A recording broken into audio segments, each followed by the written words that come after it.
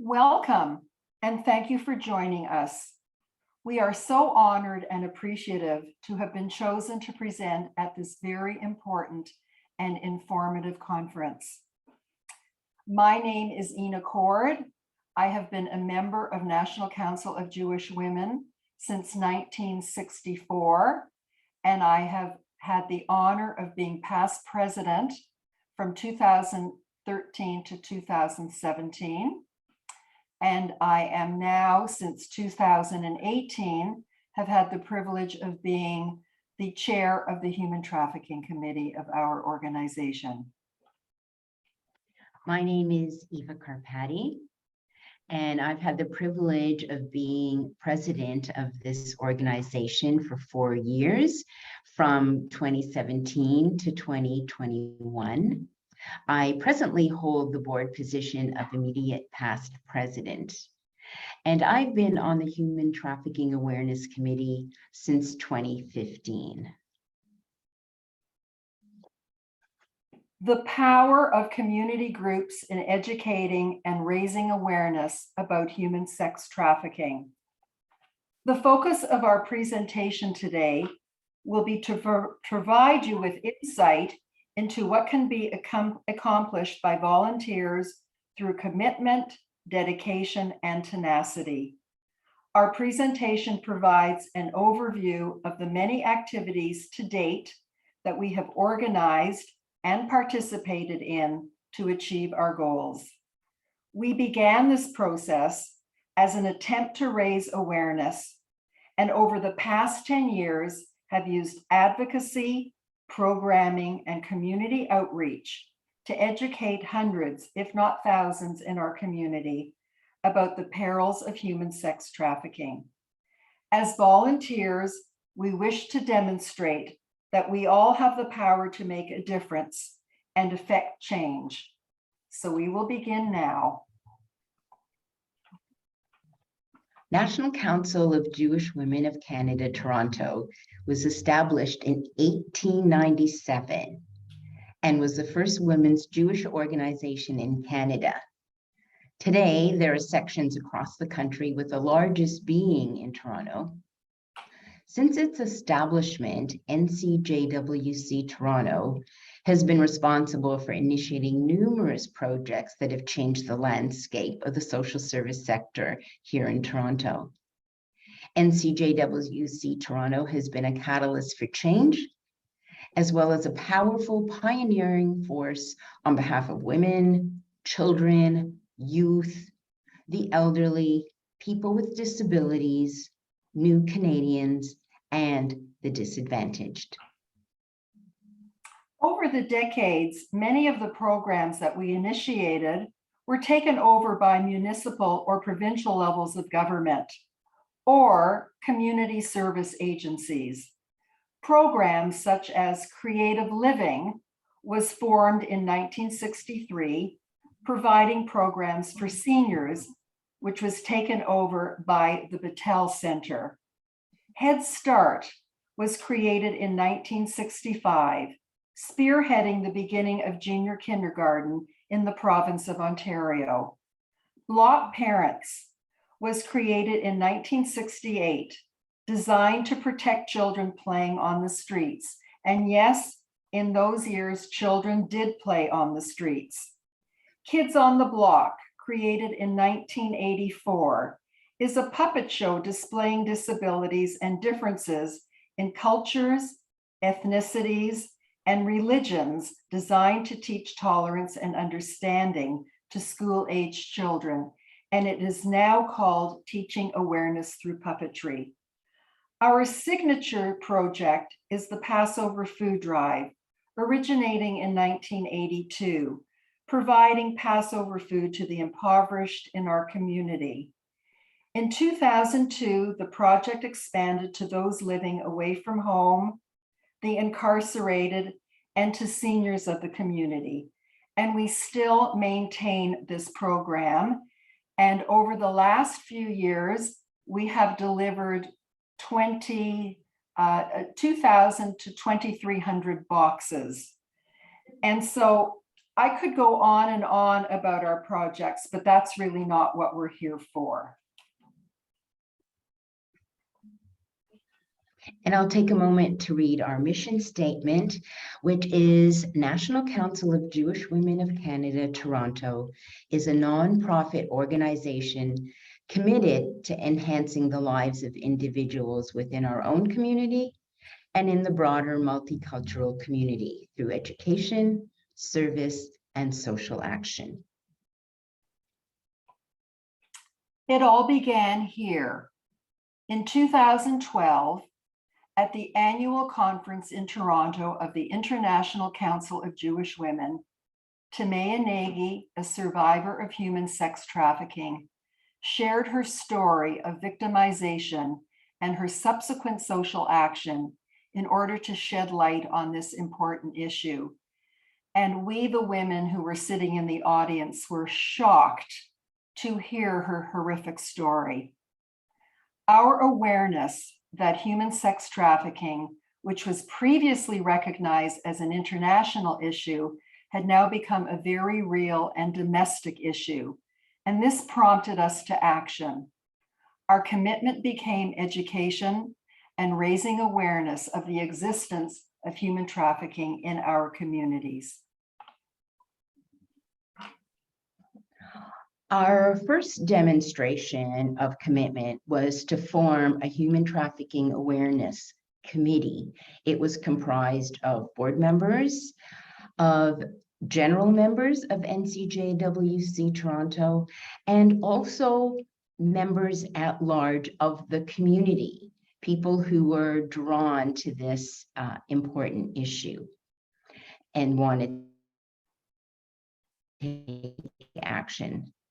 Steps in becoming educated were, first of all, articles that Tamaya Nagy had started to post about her organization, Walk With Me, and that she, in fact, was the first person to bring to light that this was, as Ina said, a domestic issue.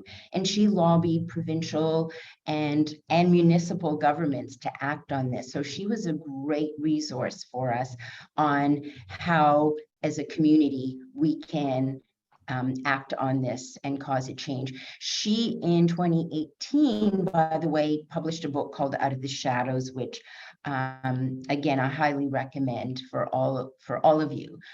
Another step we did was join the Toronto Counter Human Trafficking Network, which had been initiated by the FCJ Refugee Center. And this network focused on issues of violence faced by vulnerable women and the growing concern of the incidence of human trafficking. We attended conferences and events that addressed the issue and the presence in our city. And given who we are, that we are a Jewish women's organization, we were compelled to examine how this affected us. Slavery then and now.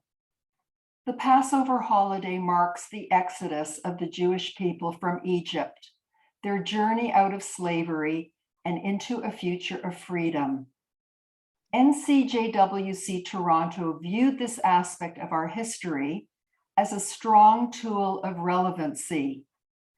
We requested a local rabbi to write a special prayer to be read during the Passover Seders, ceremonial meals, which are the first and second night of our 8-day holiday.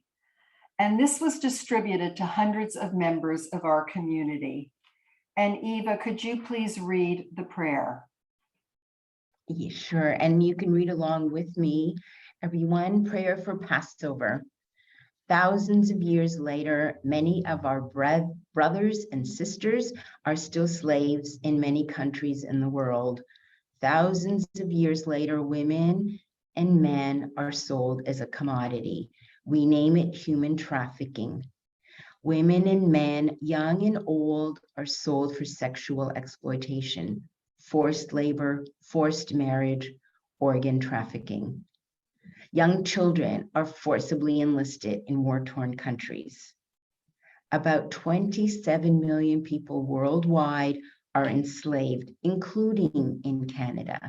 Hidden amongst us are those who remain enslaved due to violence, isolation, fear of being jailed, lack of money, and no sense that they have a safe home. With a strong hand and outreached arm, let us all join together to end modern-day slavery. Join in this fight with the National Council of Jewish Women of Canada, Toronto. Thank you, Eva. What we learned. As the incidence of human sex trafficking escalated, there was an increased need in the number of frontline services required for the victims. Prevention was a missing piece in the treatment and elimination of human sex trafficking. As a leading women's organization, NCJWC Toronto was perfectly positioned to take on the vital role of education and awareness. We will take you through the path of programming that we undertook to in our mission to raise awareness.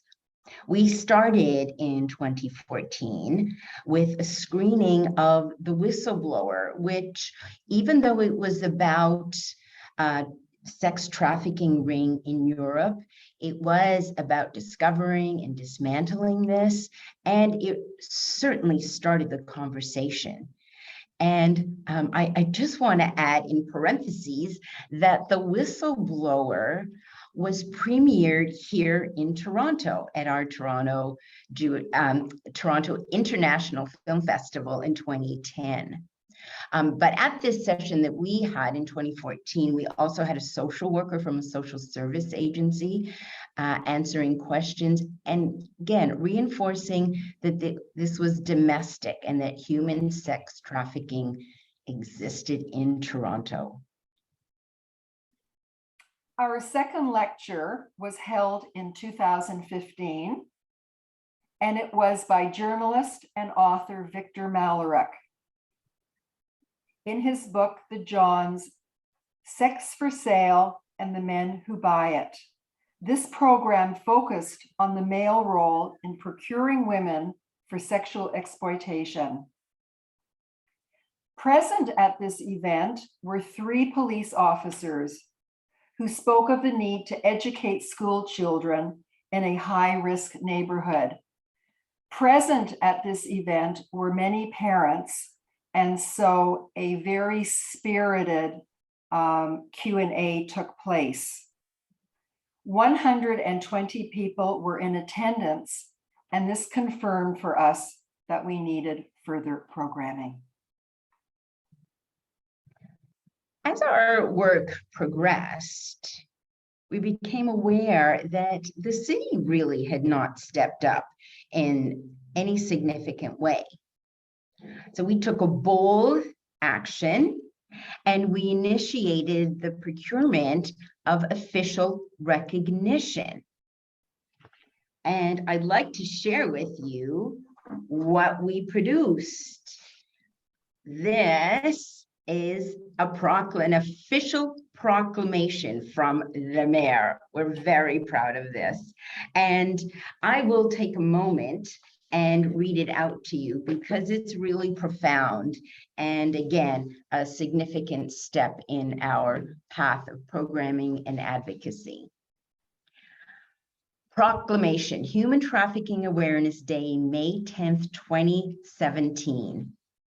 Whereas human trafficking can be defined as a crime that exploits women, children, and men for numerous purposes, including forced labor and sex, this day of awareness is the first step in the campaign to ensure that potential victims are protected and that perpetrators are caught and convicted. The National Council of Jewish Women of Canada, Toronto, has been an active advocate for the elimination of trafficking in persons since 2013 and has now called for this day to be proclaimed to raise awareness. City Council is committed to promoting fundamental human rights and enhancing the quality of life for refugees, persons with disabilities, LGBTQ2S, women, children, Indigenous peoples, and others who are at risk of experiencing discrimination or violence. Now, therefore, I, Mayor John Tory, on behalf of Toronto City Council, do hereby proclaim May 10th, 2017 as Human Trafficking Awareness Day in the City of Toronto, signed by the Mayor.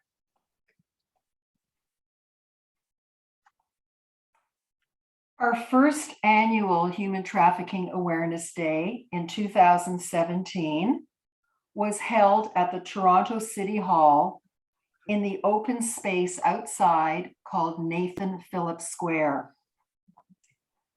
Please note the symbol on the flyer of the tied hands. It is no longer an appropriate symbol that is used for human sex trafficking. Slavery today is also in the form of a psychological hold.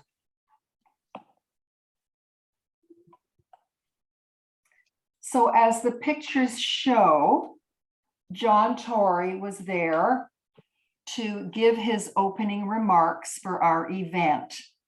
And just to let you know that before the event started, he told us that he would only be able to stay for his opening remarks and then he would have to leave.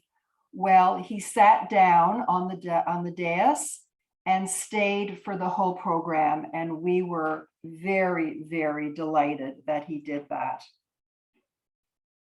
Our speakers represented municipal and provincial governments and agencies involved in the treatment of survivors of human sex trafficking.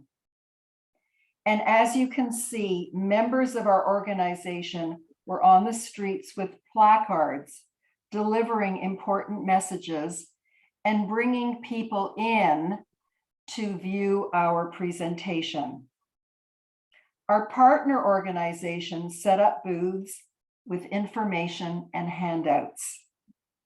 At the end of this event, we were very proud as we reached hundreds and possibly thousands of individuals as the press was present covering this event.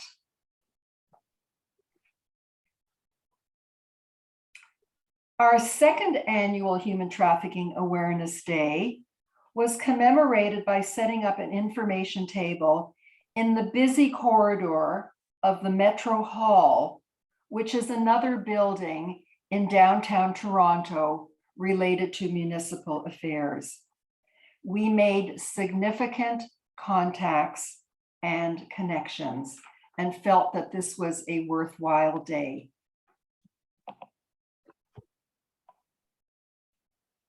Our third annual Human Trafficking Awareness Day in 2019 was held in a different location again, and this time it was at the North York Civic Center.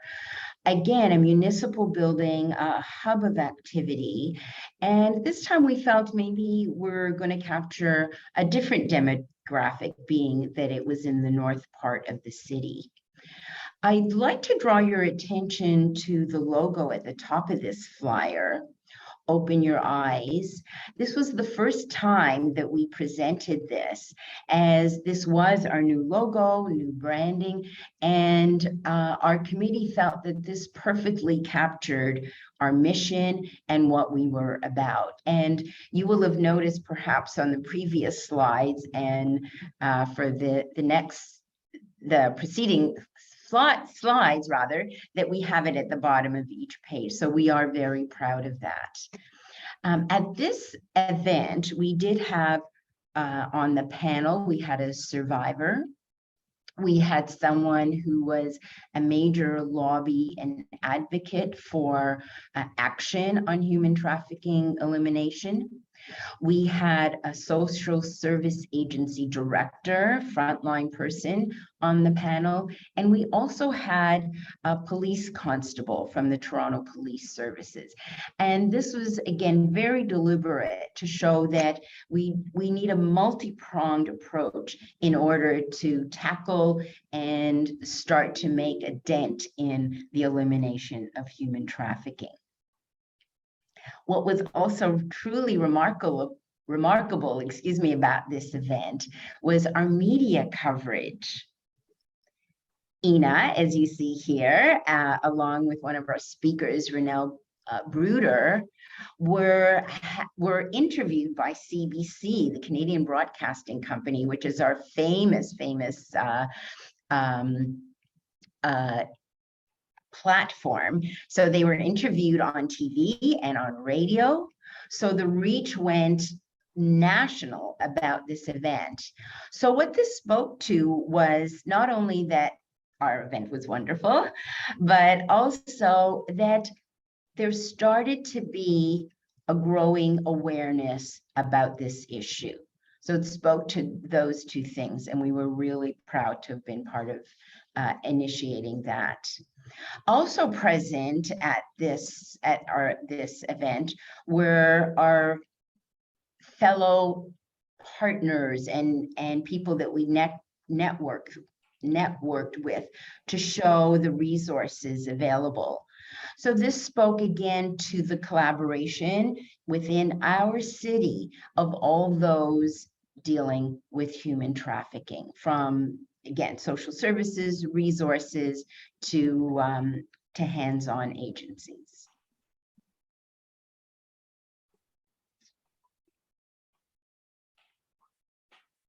In 2017, Ontario proclaimed February 22nd as Provincial Human Trafficking Awareness Day. And in 2020, NCJWCToronto was included in the dialogue with members of the Parliament of the federal government in their efforts to pass a bill proclaiming the same day, February 22nd, as National Human Trafficking Awareness Day. The bill was unanimously passed, and February 22nd, 2021 was marked as the first annual National Human Trafficking Awareness Day. In order to align with the provincial and national effort, NCJWCToronto made the decision to retire the Human Trafficking Awareness Day on May the 10th. Just to let you know that the City of Toronto would still continue to lend their support on May the 10th as a Human Trafficking Day in our name, but they would no longer allow us to proclaim May the 10th as a municipal awareness, trafficking awareness day. And so Eva will now talk about how we adapted May the 10th into a new focus. What we definitely decided to do was to keep an event, because we had produced and it was part of our mission to create an event every year. So even though, as Ina said, it was retired officially, we did want to go forth with an event. And since it was Mother's Day, it created a perfect opportunity for us to now create a niche for ourselves.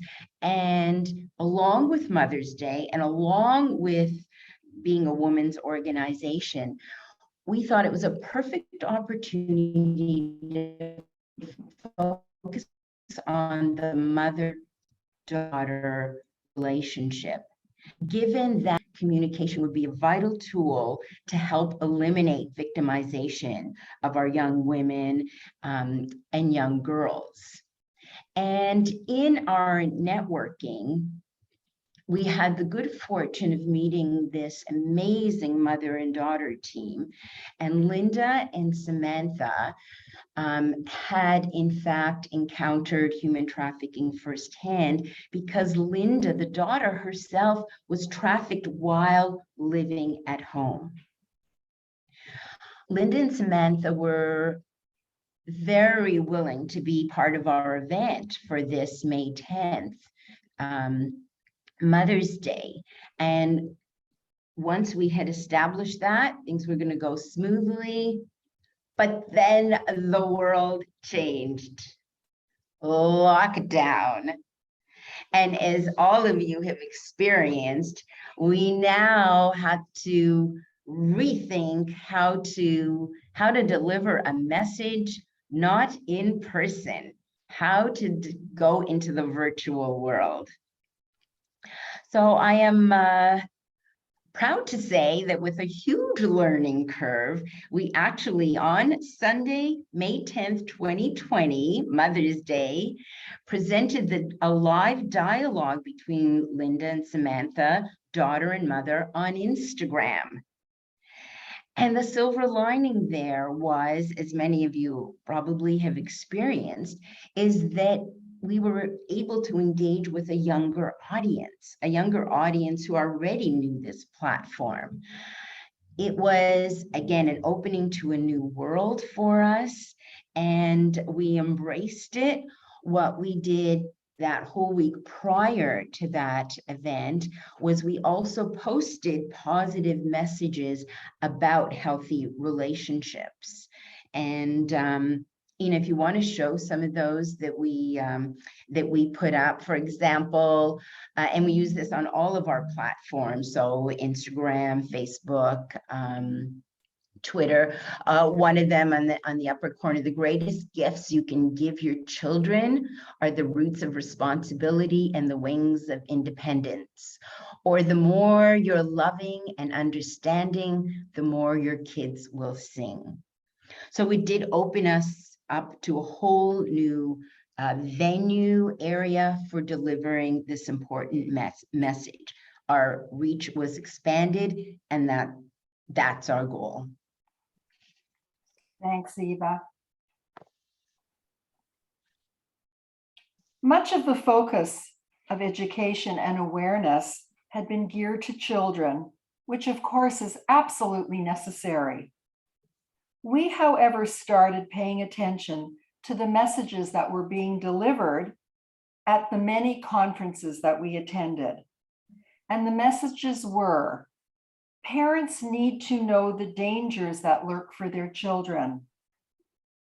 Our committee created an educational resource in the form of a PowerPoint presentation titled "Not in My Family."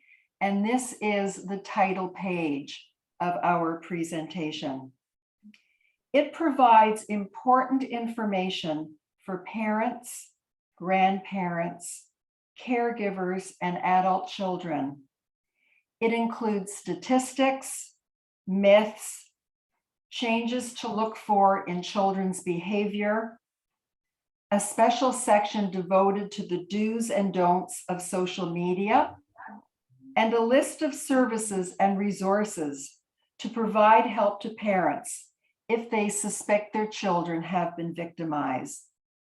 It is a fluid document so that we can keep our information up to date, and it can be adapted to different communities, different provinces, and even different countries. Our hope is to reach as many parents in all socioeconomic levels, cultures, religions, and ethnicities. Part of our presentation is this tool that we created entitled "The Contract of Mutual Trust." And let us read it. I, and the name of the child is inserted, am going to pay attention to my gut feelings when I am in a situation where I feel unsafe, whether digitally or face-to-face. I promise to immediately contact you.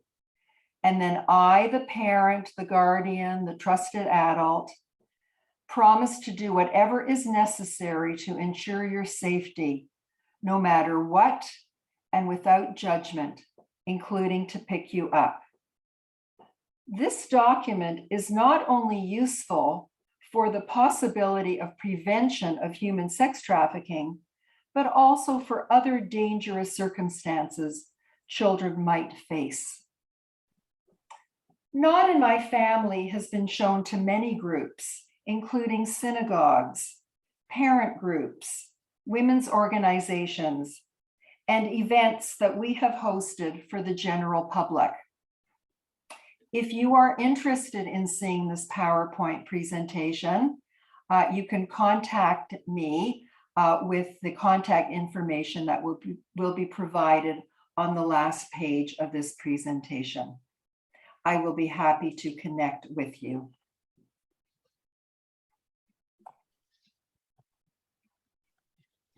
Now that Human Trafficking Awareness Day was federally recognized, as Ina had said, our event in February 2022 was to coincide with what was happening nationally. So we were very proud to be able to present on that day this wonderful tool that we have created, Not in My Family, to, again, a wider audience. At this showing, we also enlisted a criminal lawyer to be present as another perspective on this issue. What was particularly poignant for us was that after the presentation in the Q&A, there were a number of parents present, and they wanted to know how to speak to their children about this incredibly difficult and sensitive topic. And therefore, we acted on this, and we had a preceding presentation. Our next webinar, and yes, we embraced webinars. Our next webinar in May was called How Parents Can Talk to Their Children. On our panel, we had two brilliant young women presenting, and they were, one was a social worker from Durham region who had been working with victims, survivors, and their parents already for a number of years. Another social worker was from Hospital for Sick Kids, which is a renowned hospital in our city and renowned around the world for its work with aiding children in any circumstances. But her position was working with children and youth who are at risk, involved in, or exiting commercial sex trafficking. So her position speaks to the unfortunate prevalence of this crime and the urgency to address it. But also the parents present were so appreciative because both these young women were able to present tools to address their concerns about how to talk to them. So they went away with some concrete tools, again, to deal with this. So we were really grateful and really pleased with this presentation that seemed to address a niche and a lack in this dialogue. So all of this is, again, just to aid in the elimination of this heinous crime.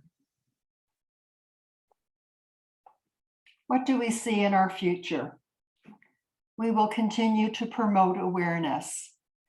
We hope to stay connected to and collaborate with the Toronto Counter Human Trafficking Network.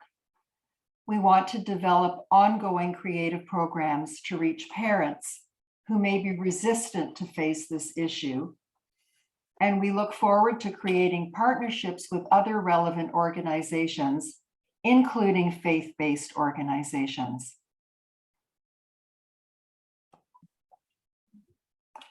Our initial goal to educate and raise awareness of the existence of human sex trafficking in our communities has been realized. We have become recognized for delivering important messages that need to be heard. Our organization, as previously mentioned, is not solely dedicated to this issue. Nevertheless, it demonstrates that we can provide a strong and impactful voice for the elimination of human sex trafficking. We hope that we have inspired you to move forward in your efforts to make changes. And we are here if you would like to contact us. This is our information. So if you would like to know a little bit more about our process, if you would like to have the presentation mailed to you, certainly give us, contact us through email or give us a phone call. We look forward to hearing from you, and thank you so much. Thank you.